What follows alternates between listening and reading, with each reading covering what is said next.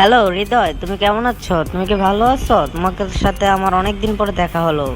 কি অবস্থা তোমার এখন? এই তো রিয়া নাকি আসলে তো অনেকদিন পর তোমার সাথে দেখা হলো। হ্যাঁ, আমি তো ভালো। তোমার কি অবস্থা? তুমি ভালো আছো?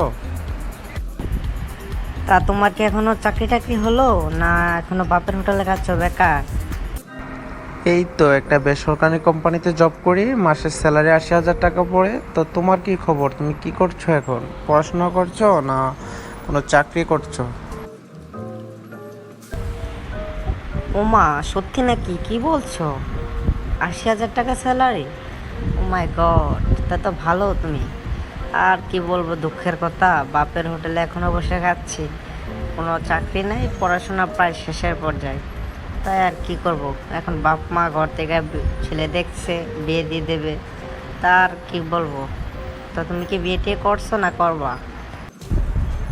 না, এখন আমি বিয়ে করি নাই। ফ্যামিলি দেখে মেয়ে দেখতেছে, মেয়ে পেলেই বিয়ে করে ফেলবো। এই হৃদয়, তোমার কি মনে পড়ে ওই সেদিনের কথা, যে ক্লাস 9-এ থাকতে তুমি আমার পিছনে ঘুরতে, আমি পাত্তা দিতাম না? তা কি মনে আছে তোমার? আরে পাগল, এসব কথা কি ভোলা যায়? তুমি তো আমাকে কত ঘুরাইলা। তা তুমি তো এখন বড় হইলা। কি খবর এখন তোমার? চলো একসাথে বসে কোথাও চা টা খাই। তা তা আচ্ছা ঠিক আছে, চলো কোথাও যে বসি, আড্ডা দেই কিছুক্ষণ।